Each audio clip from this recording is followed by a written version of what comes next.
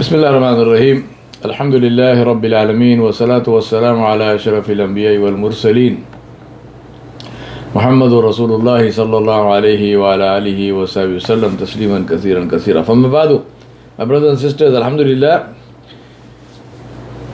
a month is passing and the month is passing fast.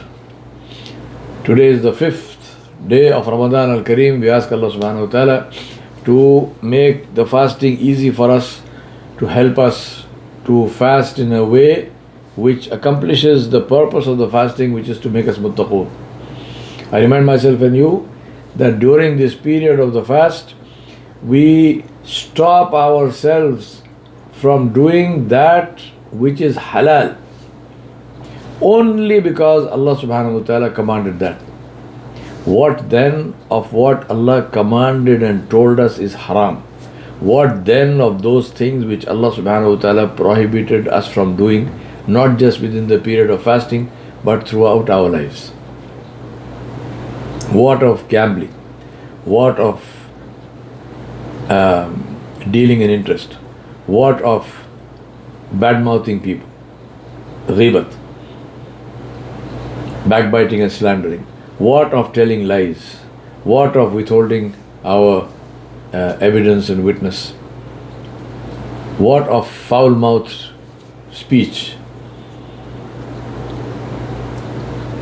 What of bearing grudges and enmity? What of hatred? What of greed and envy and jealousy? May Allah have mercy on us. The list is endless.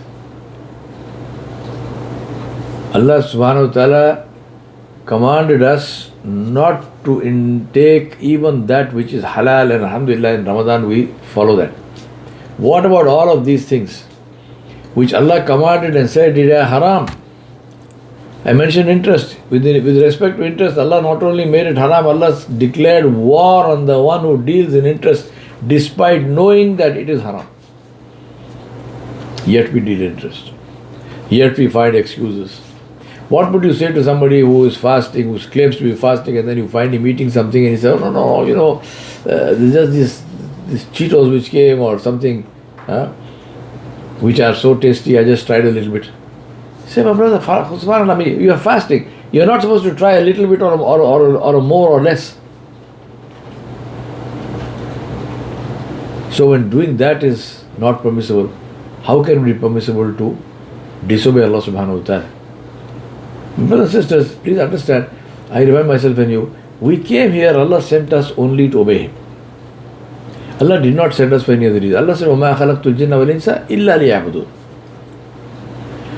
We have not created the human beings and the jinn for any purpose other than to obey, other than to worship. That's the only purpose. We were sent to worship Allah. How then do we not do that? How then do we disobey Allah knowingly? Please understand this. We don't want to stand on the day of judgment before Allah subhanahu wa ta'ala and say, Allah, I made a mistake. And we are told, no, it's not a mistake. You deliberately did this thing. It's a crime. You knew interest was haram, but you ate interest. You knew gambling was haram, but you went and gambled. You knew using of tobacco and tobacco products and cigarettes and argila and this and that, all this was haram, but you deliberately did this. You knew backbiting and cheating was haram, but you did it. You knew slandering was haram, but you did it.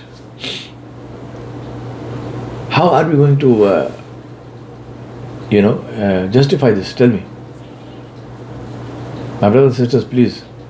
The purpose of fasting, it's not just hunger. That is why Rasulullah said, stay away from all these things. Stay away from bad mouthing, stay away from foul language, stay away from yelling and screaming, from raving and ranting, stay away from telling lies and all these things. Otherwise, he said, there will be people for whom their fasting is only hunger and thirst. They will get no reward from the fasting because their fasting is going in all of these things which Allah subhanahu wa ta'ala has prohibited. Let us not be among those people.